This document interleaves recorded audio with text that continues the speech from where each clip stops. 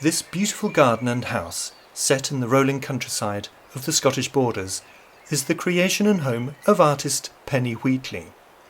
Initially a very successful sculptor, Penny turned to painting many years ago and has achieved notoriety for her portrayals of animals, particularly horses and the big cats. Motivated by a fierce passion for big cats, Penny has embarked on a series of paintings of some of the northern cat species, principally Amur tigers and snow leopards. These cats are critically endangered in the wild, and Penny hopes that by staging an exhibition of her paintings, she can raise funds and awareness to help save these beautiful creatures from almost certain extinction. My name is Chris Rose, and I've been a professional wildlife painter for most of my life. I have been a member of the prestigious Society of Wildlife Artists, based at the Mall Galleries in London, for nearly 30 years, and am currently its secretary. While I have specialised in painting mainly birds within the landscape, I have dared to make the occasional attempt at drawing animals of the four-legged variety, but have never attempted to paint any of the big cats. It was therefore a great excitement for me to be invited to view Penny Wheatley's latest big cat paintings in her studio, and to talk to the artist about her work. She was particularly keen to show me a recently completed painting of a snow leopard.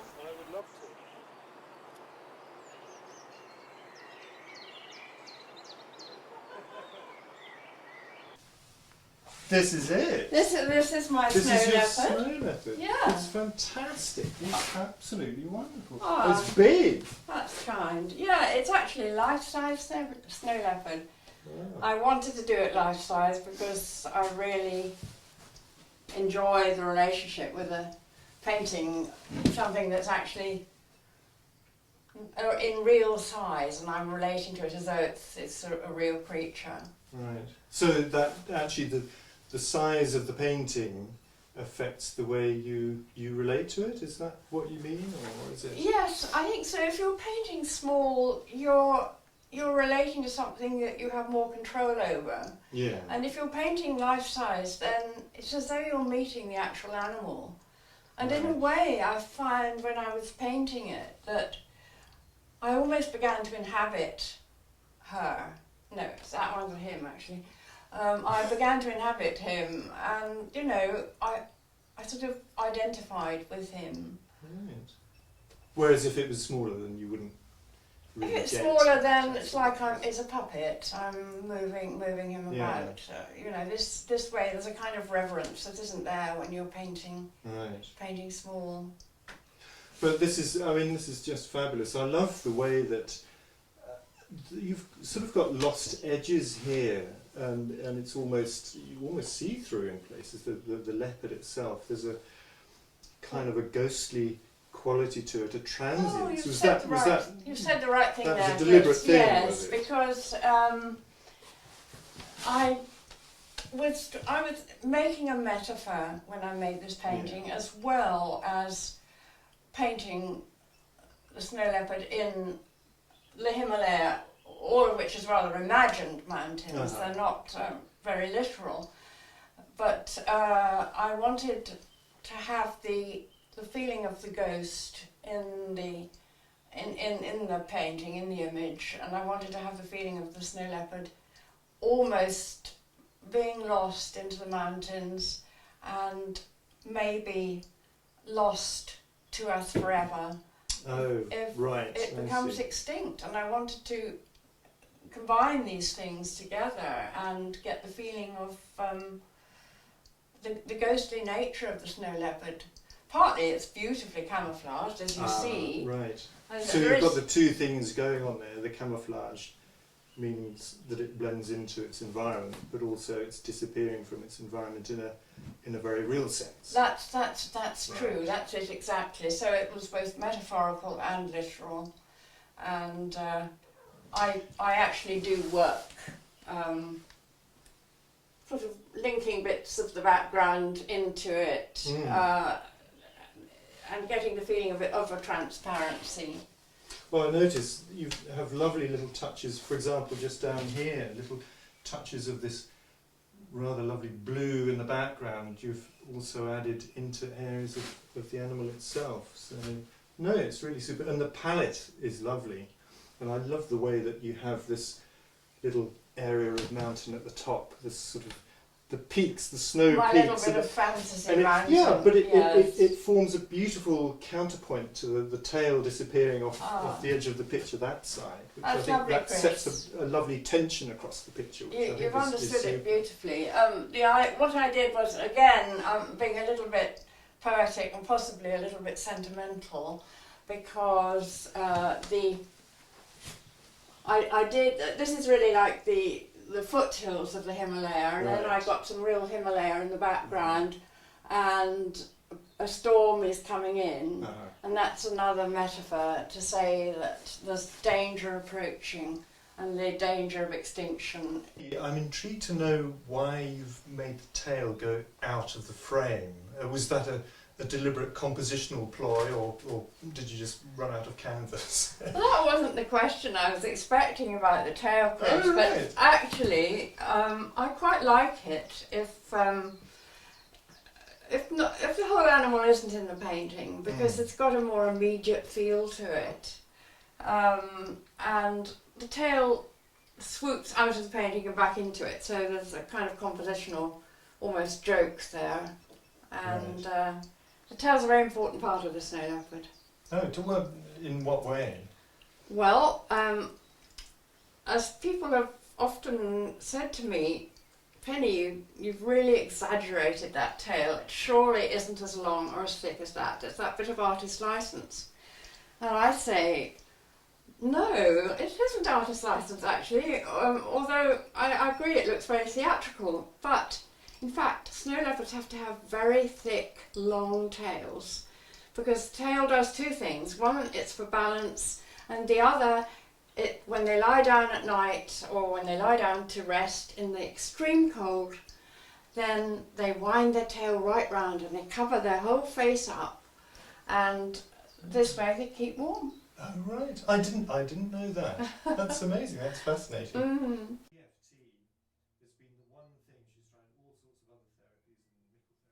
Penny, this is the first tiger painting of the series that you've done. It's a wonderful portrayal of a moving hunting tiger. I love the way that you've scored through the tiger stripes almost to give you that feeling of movement and power. I've actually even used my fingers. Really? As part of it, yes. I like experimenting with fingers, brushes, cloths, all sorts of things. And I've actually painted this painting of a tiger on dark walnut. The grain is part of the painting and shows in the odd place. And it was just the excitement of painting directly onto the grained wood, which I put a colourless varnish over to take the paint. And it was great fun doing it. I love the background. There's a depth of colour and an intensity of tone in the background, but it's not resolved as a recognisable jungle or anything. Was that a deliberate thing you've done? What were you trying to convey with that? Well, as you know, Chris, I'm not a purist wildlife artist, and basically it's just the excitement, the tigerishness that I'm after, and I'm after movement, the feeling of hunting tiger, and yet it's hunting in an exotic landscape. And because it's a northern tiger, it's one of the three big northern cats, I sort of thought that the lights that appeared in the sky, I don't know who painted them, they remind me a bit perhaps of the northern lights. Ah, right, I understand.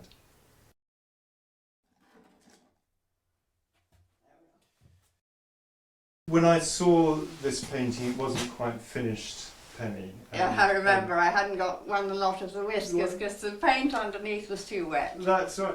And you've varnished it as well. Yes. And now the colours are just jumping out. This is one big, snarling, angry cat. It's just amazing. Actually, you know, he's not that angry. He is, once again, a life-size Amur tiger. That's big. So they're big. They are the That's a biggest. big head. They are the biggest tigers that we have. and he's actually just doing a warning snarl. He's keeping all his energies in reserve. He's not wasting any energy. He's not about to jump on you. He doesn't need to. He's got confidence to spare. He's terrific. He is just one hell of a beast. I'd hate to see him when he's really angry. I know.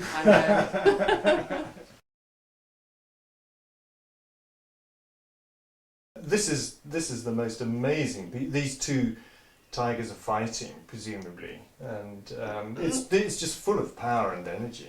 Well, thank you, Chris, but they're sort of fighting, but not really fighting, because it's a mating ritual, in fact, and tigers actually do fight before they mate. It's a kind of part of the love-making sequence. They have terrific energetic fights, and which are like fireworks. They just flare up and die down, and then there'll be a bit of a gap, nothing happening much, and then they'll flare up and die down again. And I've actually painted these two here almost like the original tigers in the Garden of Eden, because they're making love. They're going to produce the first litter of tigers, and in the Garden of Eden. It's all a bit fanciful, but I wanted to have a ball with the... So this is why, I mean, I noticed that the background, the leaves, the leaves and the trees are not kind of resolved. It's a sort of suggested foliage, and was that a deliberate ploy? Well, yes, because they're not really so much leaves as it's a halo of light around the heads of the beasts, and some sort of strange prehistoric or pre-time foliage. And as you say, of the fantasy Garden of Eden sort of thing. Yes, that's right. I just wanted to go to town on it with colour and... Well, the colours are fabulous. I mean, the wonderful subtle range of reds and oranges in here, and against the green, the complementary colour of green, they're both seeing they shine off each other. So it's a clever use of colour.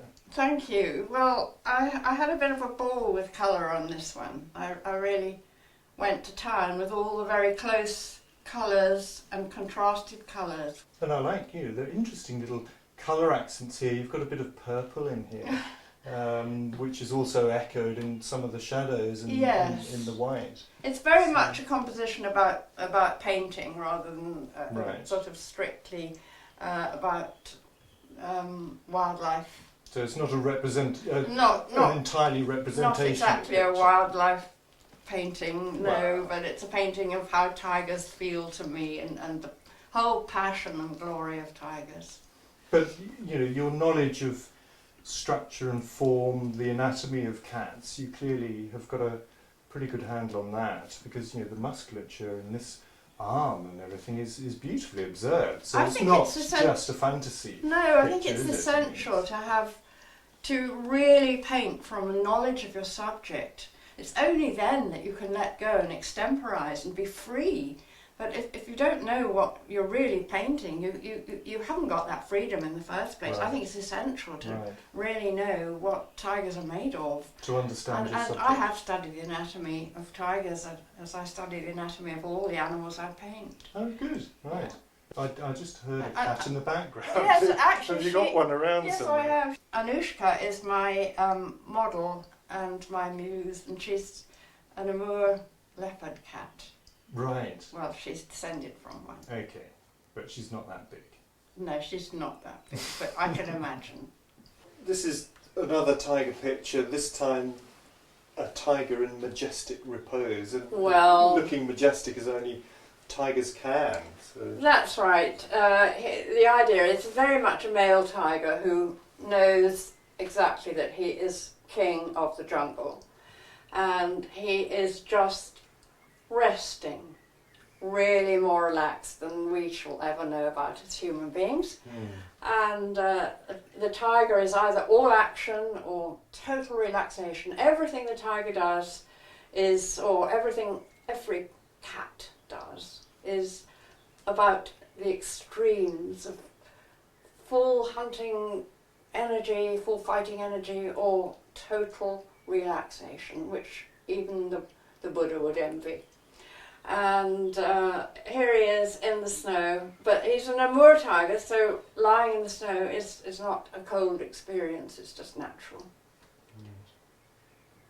And I love the colour of the eyes. Actually, when you go in close to the eyes, there's green in there and there's gold. You've used an interesting palette in there, which I find fascinating. And actually, although the tiger is in repose, you look into those eyes and you've captured that wildness. There's not quite an anger in there, but it's a serious tiger.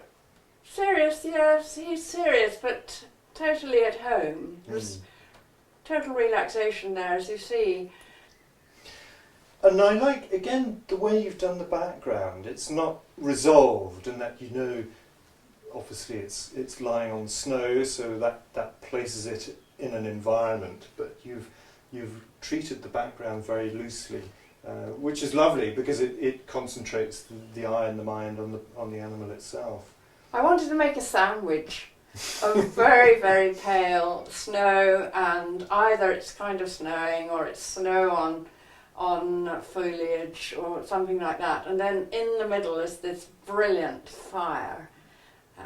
So you've got a sandwich of snow and fire, ice and fire. Oh, lovely. And that is the northern thing too, I think, ice and fire.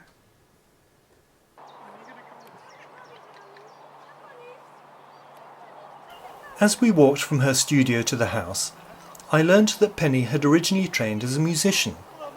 Music, she told me, is an essential part of her life and is intimately connected with her painting, something that I think is clear to see in the energy and the fluidity of movement in much of her work. When designing the house, Penny included a hexagonal gallery space within the roof structure, allowing natural light to flood in through its triangular roof windows. The gallery houses more of her work, and she invited me in to view the other completed Big Cat paintings. I'm planning a group of them standing all alert and terrified in the middle of the forest with the tigers there. Oh, that sounds marvellous. Looking forward to seeing that. Well, let's see if that works. Oh, well, so this is another snow leopard painting then, Penny. This is fabulous and actually quite different to the other one that we saw. There's so much movement in this as hunting down through the rocks. So yes, well, you see, this is the female who's hunting for her cubs, and she's racing down the mountain at top speed. She's very, very flexible, and her tail acts as a kind of rudder. And you see her very serpentine all the way down. And then the landscape is very much my own imagination, but it's vaguely the foothills of Himalaya again, once again with the mountains indicated in the background. And they're more or less not painted. They more or less came out like that when I finished mucking around. But I love the slightly fractured elements to this. Again, it's almost abstraction, but not quite. And yet again, you've got that wonderful feeling of movement, and you say the sinuous nature of the cat. Yes. Is absolutely fabulous, and the concentration on the face is superb. Yes, lovely, thank you. Down. Yeah. And she's also got an aura. Oh yes. Sort of, kind of blue spiritual feeling of the Himalaya and the king of the Himalayas. King of her domain. Queen of her domain. Queen of her domain, that's right, yes, that's right.